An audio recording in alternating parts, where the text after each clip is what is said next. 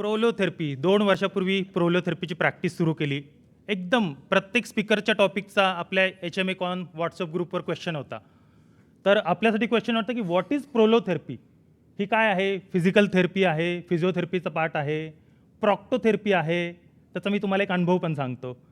Surgical treatment आहे का steroid इंजेक्शनची काही अशी गोष्ट आहे. तर याचा किस्सा म्हणजे असा की 2 वर्षापूर्वी प्रॅक्टिस सुरू केली होती. नवीन प्रॅक्टिस, एखादा पेशंट येणं म्हणजे किती आनंदाची मोठी बाब असते. आला एक यंग पेशंट अराउंड 20-25 वर्षाचं वय असेल. म्हटलं काय झालं, काय त्रास होतो? तर म्हटलं की मला जरा पायाचा त्रास आहे. म्हटलं ओके, बरं कुठल्या पायाचा त्रास आहे? तो बघून थोडा हसायला लागला की काय म्हणजे डॉक्टर काय बोलतात? मी म्हटलं ठीक आहे, बघू दाखव कुठं दुखतंय. मग त्यांनी आपलं पॅन्टचं हुक खोलत सुरुवात केली. म्हटलं अरे पॅन्ट वर घेऊ बघू. तर म्हणलं मला पाईल्सचा त्रास आहे. म्हटलं पायाचा त्रास, पाईलचा त्रास? मी म्हटलं तुला कोणी सांगितलं? म्हणजे प्रॉक्टोथेरपीची तुम्ही प्रॅक्टिस करता. म्हटलं प्रोलोथेरपी, प्रॉक्टोथेरपी. अरे म्हटलं बाबा कुठल्या डॉक्टरांनी पाठवले की तूच आलास? तर प्रॉक्टोथेरपी नाही, प्रोलोथेरपी. प्रोलोथेरपी रिजनरेटिव्ह इंजेक्शन थेरपी आहे. किमान 8 जणांनी तरी कोणी प्रॉक्टोथेरपीवर क्लिक केलं नाही. त्यांचे धन्यवाद मानतो पहिल्यांदा. तर ही काय आहे? रिजनरेटिव्ह इंजेक्शन थेरपी आहे. प्रोलो मीन्स प्रॉलिफरेटिव्ह. प्रॉलिफरेटिव्ह म्हणजे नवीन तयार करायचं, काहीतरी आपल्याला नवनिर्माण करायचं आहे. आता तुम्ही म्हणाल की ऑर्थोपेडिक सर्जन आणि हे काय इंजेक्शनच्या मागे लागलेले आहेत. का आम्हाला ह्याची गरज पडली? ससूनचा चांगला जॉब होता, सर्जिकल प्रॅक्टिस व्यवस्थित चालू होती, जोमात चालू होती. मग याची का गरज भासली की आपल्याला या सगळ्या नॉन सर्जिकल गोष्टीमध्ये पडायची गरज आहे? तर पहिली गोष्ट की being an orthopedic surgeon, whenever a patient comes with a chronic pain, that is very disabling condition for it. So we have very limited options. माहीत आहे आपणे सरांना सगळ्यांना की which are those options we have? Painkillers, a different kind of painkillers, steroid injections, steroid medicines, oral medicines, or some kind of a physiotherapy, or directly surgical treatment. So there is a huge gap between this conservative treatment and surgical treatment. And to fill that gap, there is no treatment available. Patient म्हणतात की वर्षानुवर्ष महिन्यान आम्ही पेनकिलरच्या गोळ्या खातोय. पेनकिलरचं काय, जोपर्यंत खाल्लं 2, 4, 6 तास जोपर्यंत इफेक्ट आहे, पॉवर आहे, तोपर्यंत दुखणं कमी आहे. परत ते दुखायला चालू होतं. ऑपरेशन करायचं नाही आहे, इंडियन मेंटॅलिटी. ऑपरेशन करायचं म्हटलं cost, risk, complications. Once done it's cannot be undone. मणक्याच्या ऑपरेशनचे म्हणतात की नको, आत्ता पेन किलर खाऊन चालतोय, फिरतोय, एकदा ऑपरेशन झालं मला बेड रिडन झोपायचं नाही. मग यांच्यासाठी आपल्याला काय उपाय आहे का? अशी गोष्ट मला 2 वर्षापासून सगळी सतावत होती. मग रिसर्च केलं, काही माझे फॉरेनचे मित्र होते, त्यांच्याकडून कळालं की अशी एक रिजनरेटिव्ह इंजेक्शन ट्रीटमेंट आहे की जी without side effect, non operative, without operation आपण पेशंटचं chronic pain through regeneration heal करू शकतो. आणि तिथून या गोष्टीची सुरुवात झाली. आणि त्याचं मग ट्रेनिंग USA, युरोपमध्ये घेऊन मी प्रोलोथेरपीची प्रॅक्टिस हडपसरमध्ये पहिल्यांदा सुरू केली. तर आता ही काय गोष्ट आहे? प्रोलोथेरपीचं सांगितलं की रिजनरेशनची ट्रीटमेंट आहे. त्याच्यामध्ये वेगवेगळे इंजेक्शन्स असतात. काही इंजेक्शन्स आपण फॉरेनमधून इम्पोर्ट करतो, मेनली जर्मनी, UK, USA. ते इंजेक्शन्स आपण त्या भागामध्ये देतो. हे इंजेक्शन जरी बाहेरून येत असतील तरी हे इंजेक्शन स्वतःहून काही काम करत नाहीत. काम कोण करतं? शेवटी पेशंटची बॉडी. ते इंजेक्शन्स काय करतात? तिथलं हिलिंग सायकल सुरू करणं. मग पेशंटचे स्वतःचे on growth factor, healing factor will be recruited at that site and that will start repair restoration. म्हणजे स्वतःची बॉडी स्वतःला मदत करते आहे. त्यामुळे याचा साईड इफेक्ट काहीच नाही. कारण की एकदा स्वतःच्या बॉडीने तो भाग भरून काढला की त्याला चॅलेंज नाही आहे. I prefer to say that की there is no better surgeon than patient's own body. तर ही प्रोलोथेरपी आहे, त्याच दृष्टीने वर्क करते. बॉडीच्या ज्या हिलिंग फेजेस आहेत या 3-4 डिफरंट फेजेसमधून जातात. Phase of inflammation, proliferation, remodeling, आणि त्या प्रोलोथेरपीचे जे सेम फेजेसमधून हिलिंग घडवून आणतं. Okay, so what are the different types of prolotherapy? So one of the basic and most common type is a dextrose prolotherapy. ह्याचे जे इंजेक्शन्स असतात आपण डेक्स्ट्रोज बेसमध्ये मिक्स करतो. ह्याच्यामध्ये मल्टीबायोलॉजिक एक्स्ट्रॅक्ट, मिनरल्स, बफर्स, अजून बाकीचे काही घटक असतात, नॅचरल सबस्टन्सेस असतात की त्या गोष्टींचे इंजेक्शन्स आपण त्या भागामध्ये देतो. There is another treatment which is a PRP. भरपूर जणांना PRPबद्दल माहीत असेल. हे प्लेटलेट रिच प्लाझ्मा ट्रीटमेंट आहे. पेशंटचं ब्लड घेतो around 25 to 30 ml. We process it down, make this growth factors and give in some part of areas which we want to treat.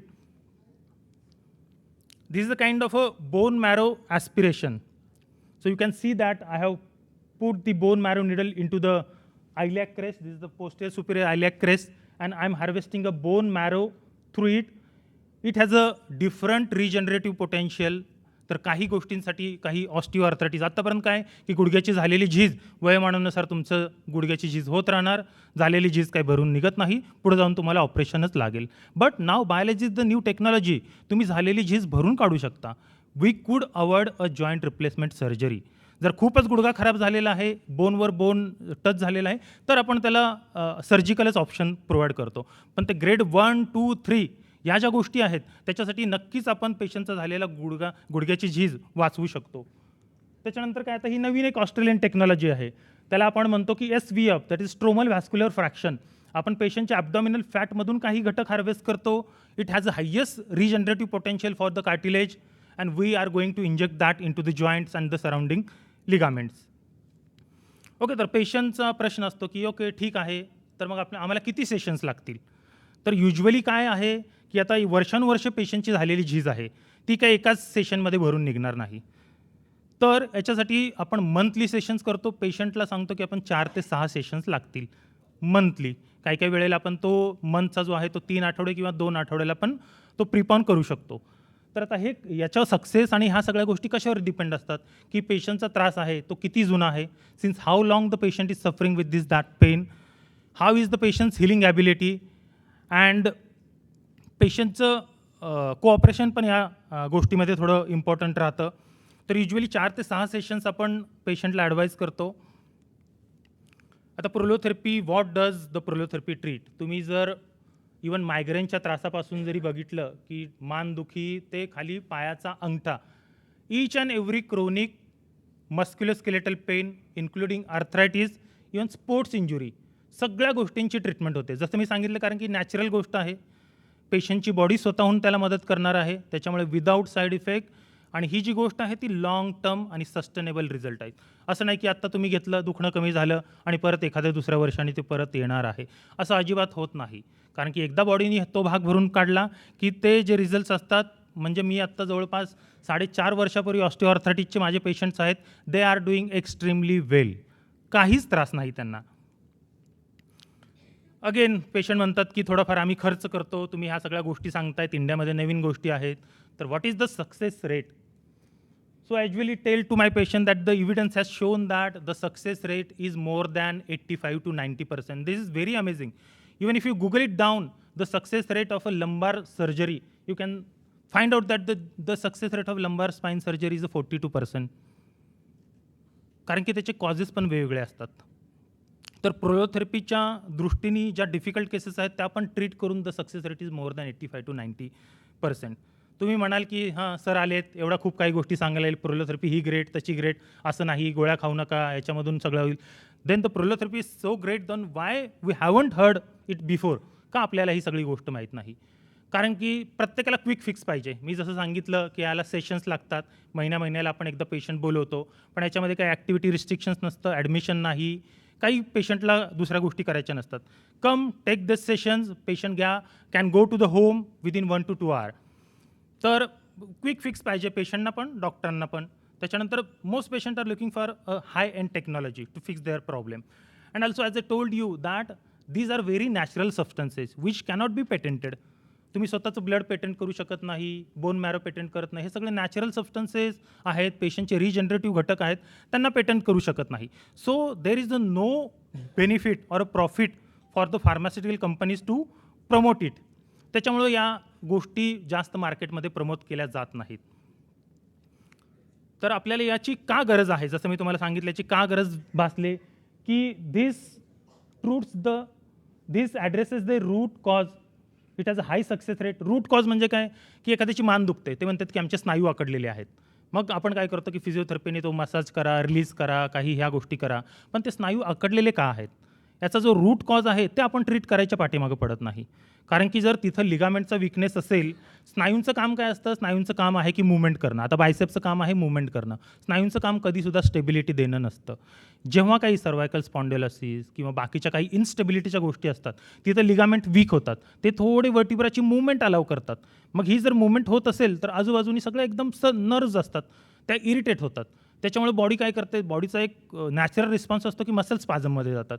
मसलचे fibre असे parallel असतात. जेव्हा ते स्पाझममध्ये जातात, ते असे एन्टँगल होऊन ते नॉट्स बनतात. त्याला ट्रिगर पॉईंट म्हणतो. आपण फिजिओथेरपी बाकीच्या गोष्टीमध्ये तो ट्रिगर रिलीज करण्याच्या गोष्टी करतो. पण ह्या टेम्पररी होतात. पेशंट म्हणतात की मसाज केला, बाकीच्या गोष्टी केल्या की थोडे स्नायू लूज पडतात, परत त्या गोष्टी सुरू होतात. का होतात? कारण की तो लिगामेंटचा वीकनेस आहे, तो आपण ट्रीट करत नाही. तर प्रोलोथेरपीचे जेव्हा आपण इंजेक्शन त्या भागामध्ये देतो, तिथला भाग जेव्हा स्ट्रॉंग होतो, लिगामेंटची स्ट्रेंथ येते, त्याच्यामुळे ते मग ॲबनॉर्मल मोबिलिटी अवॉइड होते. आणि मग जे स्नायूंवर एक्स्ट्रा प्रेशर येणार आहे, जे स्टेबिलिटीचं, की ज्यांचं काम नसताना सुद्धा त्यांना ती स्टेबिलिटी द्यावी लागते आहे, तर त्या गोष्टी अवॉइड होतात. तर त्याच्यामुळे हे काय आहे? रूट कॉज ट्रीट करतं and that's going to have a permanent treatment for that patient. Obviously, this is scientifically proven. There are thousands of evidence, research papers showing its efficacy. It's very safe, as I told you. It's simple, natural. It has almost no side effects. It's cost effective as well. It has a long term or permanent results. And obviously, पेशंटची demand जशी असते की without operation काही तर सांगा, आणि गोळ्या औषध खाऊन आम्हाला कंटाळा आला. फक्त एक केस मी डिस्कस करतो. हे आमचे पंजाबचे पेशंट होते. He's a young person. He was having chronic neck pain, headache, dizziness, vertigo. All these are symptoms of cervical instability. जेवढे काही मी आता पेशंट सध्या ट्रीट करत आहे, मेनली इंटरनॅशनल पेशंट्स किंवा out of states patient, maximum patient cervical spine इन्स्टेबिलिटीचे आहेत. म्हणजे काय होतं की पेशंटला खूप सारे सिम्पटम्स असतात. जसं मी सांगितलं की डिझिनेस, हेडेक, क्रोनिक पेन. त्याच्यानंतर माझे जे गोव्याचे स्वतः डॉक्टर आहेत, त्यांचं असं होतं की कन्फ्युजन होतं आहे, की ब्रेन कन्फ्यूज होतो आहे. कधी-कधी व्हिज्युअल स्टॉर्म येतो, डोळ्याला व्यवस्थित काही गोष्टी दिसत नाहीत. खूप न्यूरोसर्जन, न्यूरोफिजिशियन सर्वांना दाखवून झालं. मग याची ट्रीटमेंट काय? म्हणजे ह्या सगळ्या गोष्टी का घडतायत? की त्याचा रूट कॉज आहे सर्व्हायकल स्पाईन इन्स्टेबिलिटी. त्याच्यामुळे या सगळ्या गोष्टी घडतात. त्या पेशंटनी around when he came to me, he was carrying 9 MRIज. प्रत्येक डॉक्टरकडे गेलं की MRI काढून घ्या. त्याचं हेडेक वगैरे सगळ्या गोष्टी व्हायच्या. कारण की C2, C3 मधून ऑसिपिटल नर्व्हज निघतात. तिथली इन्स्टेबिलिटी असेल, तिथं इरिटेशन झालं की त्याला ऑसिपिटल न्यूरॅल्जिया म्हणतो. He took 2 steroid injections to occipital nerves as well, but there was no relief. आणि इवन कायरोप्रॅक्टिक मॅनिप्युलेशन, तुम्ही आता खूप पॉप्युलर होत आहेत व्हिडिओज. कायरोप्रॅक्टिक कटकट आवाज काढायचा, पेशंट एकदम रिलॅक्स झाला, पण that is not going to give a benefit. Sometimes that is detrimental. Patient म्हणतात की ह्या सगळ्या गोष्टी केल्या तेव्हा बरं वाटलं, की परत अजून त्रास झाला. कारण की अजून आपण त्या स्ट्रेच करून अजून लिगामेंट इंज्युअर करतोय. That's not going to help in a long term. So patient was obviously he was a frustrated, depress. तर त्याचे आपण एक्सरेज केले. आपण हे काही वेगळ्या प्रकारचे एक्सरेज करतो. हा जो आहे शिवलिंग टाईप जो दिसतो, हा C2 वर्टिब्रा आहे. हा जो रिंग टाईप आहे, हा C1 वर्टिब्रा आहे. जेव्हा आपण open mouth side bending x-rays करतो, तर तेव्हा गोष्ट लक्षात येते की the C1 vertebra has glided over the C2 vertebra. आणि ही ॲबनॉर्मल मूव्हमेंट आहे. राईट लेफ्ट फ्लेक्शनमध्ये जे हे ग्लायडिंग होतं, दिस इज व्हेरी ॲबनॉर्मल. मग पेशंटनी स्वतःहूनच 3 प्रोलोथेरपीच्या सेशन्स नंतर एक्सरेज करून घेतले की त्याच्यामध्ये ही अलाइनमेंट ऑलमोस्ट व्यवस्थित रिस्टोर झालेली आहे. पेशंटचे सिम्पटम्स ऑलमोस्ट 3 सेशन नंतर पूर्ण निघून गेले होते. तरी पण आम्ही त्यांना एक एक्स्ट्रा सेशन केला and the patient is doing very well. हे आमचे केनियाचे पेशंट आहेत. जसं आता मी साऊ सरांचं लेक्चर ऐकलं, डेंटल ब्रेसेस, आणि हे खूप चांगले रिझल्ट्स आहेत. द सेम पेशंटनी त्यांनी डेंटल ब्रेसेस वगैरे वापरलेले होते. त्याच्यामध्ये त्यांचा प्रॉब्लेम काय झाला होता की जेव्हा तुम्ही अलाइनमेंट करायला जाता ब्रेसेस, आणि that is causing unwanted or excessive pressure to the TMJ joint. आणि and there is a very good connection or very strong connection between the TMJ and the cervical spine. That patient land up into the cervical spine instability. That patient is from Kenya. कालच त्यांची flight होती. She had stayed here for 2 months. आम्ही त्यांचे 6 sessions केले, even the BMAX session. He has an excellent result. She was crying for the last session. She was saying that, "Doctor, I'm very thankful to you for changing my life." Because of the braces, she got an cervical spine instability. So we finished almost 4 to 6 prolo sessions to her TMJ joints for obviously temporomandibular joint dysfunction along with the cervical spine instability. तर same C1 C2 instability होती. त्याच्याबरोबर you can see that in a flexion x-ray extension x-ray the C2 is gliding back over the C3. तर हे काय मान पाठीमागं घेतली, मान पुढं घेतली की वर्टिब्रे एकमेकावर ग्लाइड होत आहेत. That suggestion cervical spine instability और लिगामेंट इन्स्टेबिलिटी.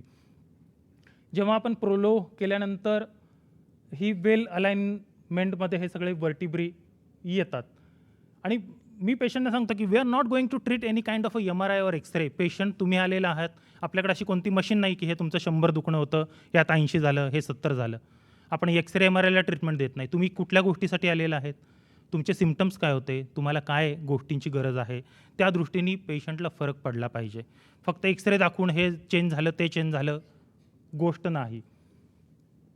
सो डेफिनेटली सरांनी तसं इंट्रोडक्शन दिलं की obviously it is a ray of hope and this is the only treatment which is in the world or on the earth which can tighten and strengthen the ligament. And it is, as I told you, this is not a symptomatic treatment, this is the most curative treatment for the pain. And 85% to 80% who have failed multiple other treatment responds well to the prolotherapy. So it's achieved the results when everything else has failed. He regenerative injection type therapy झाली. Non इंजेक्टिंगमध्ये ही NASA technology आहे, ही खूप popular high demanding treatment आहे आमच्या क्लिनिकमध्ये. ANF therapy ही NASA टेक्नॉलॉजीचे असे patented disc येतात. It has no medicine, no chemical. It is embedded with the frequencies. The raw material comes from the Canada. There is only one facility in the USA. All this get charge with. We just need to peel it off, put on the skin, boom. Within 5 to 10 minutes, more than 50 to 80% of pain will be gone in the same setting. Patient येतात, मान एकदम अखडलेली आहे, disk काढली, लावली, विषय संपला. That disc are going to stay there for 5 days, that are providing the signals and causes healing. 2 minutes. This is a case of a cervical dystonia. पेशंटची इनव्हॉलंटरी movement आहे, त्याचं आम्ही प्रोलोथेरपी पण केली आणि we applied the disc. Once we apply the disc within 5 minutes पेशंटचे पूर्ण जे इनव्हॉल्युटरी मुवमेंट्स वगैरे निघून जातात. Because we are targeting the root cause, we are addressing the root cause. Another treatment is an extracorporeal pulse activation therapy. This is another one of the most common and high demanding treatment. We can actually treat a calcaneal spur. आत्तापर्यंत कसं की आमचं हाड वाढलं टाचेचं, मग काय तुम्ही गोळ्या दिल्या तात्पुरते बंद होईल, मग आमच्या टाचेचं वाढलेलं हाड जे आहे ते कमी होईल का, ते ऑपरेशननीच निघून जाईल. मग आपल्याला without operation, that is a technology. वाढलेलं हाड पण आपण कमी करू शकतो. ज्या हाडाची वाढ होत नाही, नॉन युनियन, तर त्याच्यासाठी विदाउट ऑपरेशन आपण युनियन घडवून आणू शकतो. आजकाल एव्हियनच्या केसेस पोस्ट कोविडमध्ये खूप वाढलेले आहेत. तर extracorporeal shockwave treatment, that is the only non operative treatment की मशीनच्या साह्याने आपण AVN can be treated. Also the calcific tendinitis, हे वाढलेले जे कॅल्शियमचे डिपॉझिट्स आहेत त्या पण आपण गोष्टी क्लिअर करू शकतो. So we have made a very nice protocol की त्याच्यामध्ये आपण काही गोष्टी कंबाईन करतो की हे frequency medicine, the ANF and EPAT along with आपल्या regenerative injection therapy with an excellent results. So I must say that the prolotherapy is the strongest and the safest weapon I have found to beat the chronic musculoskeletal pain, disability from the sports injury and the arthritis. ही आमच्या सासूबाई आहेत, त्यांची risk घेतली म्हणजे किती effective treatment आहे सांगू शकतो. 2 मिनिटामध्ये हे आमचे पंजाबचे पेशंट आहेत ज्यांचे मी पहिले एक्सरेज दाखवले. दिस पेशंट इज फ्रॉम कोलकाता. या पेशंटचं आहे ऑस्टिओआर्थरायटिस, खूप काही गोष्टी करून झाल्या. शी हॅज कम फ्रॉम कोलकाता. त्यांचं होतं की मला हज यात्रेला जायचं आहे, माझे फक्त एक काम करा की मी फक्त हज यात्रा. त्यांनी मला तिकडून व्हिडिओ पण पाठवला, तो सध्या इथं मी अवेलेबल नाही आहे. This is our 4th patient from the Jammu and Kashmir. हे येणारे आहेत आत्ता 23 तारखेला, त्यांचं अजून सेशन आहे. यांचं काय आहे की प्रेग्नन्सीनंतर त्यांचा लो बॅक सुरू झाला. हे मोस्ट कॉमन असतं की प्रेग्नन्सी झाली मग लो बॅक. त्यांना परत प्रेग्नन्सी ठेवायची आहे, पण due to the pain and suffering she don't want to get pregnant again. तर त्यांच्यासाठी परत आपण प्रोलोथेरपीची ट्रीटमेंट सुरू केली. 3 सेशन्स आपण केलेले आहेत. 23 तारखेला सेशन आहे. She is doing extremely wonderful. Okay, हे काही आमचे इंटरनॅशनल पेशंट आहेत. Turkey, that patient is from Turkey. We have treated here for meniscal injury without operation. This patient is from Singapore, martial artist. So we helped him for realigning and treating the sacroiliac joint. This patient is a Korea and this is the Kenya patient. The case I have been discussed. So choice is yours. So we have to choose the prolotherapy or these are the different kind of temporary treatments we have to. Thank you so much.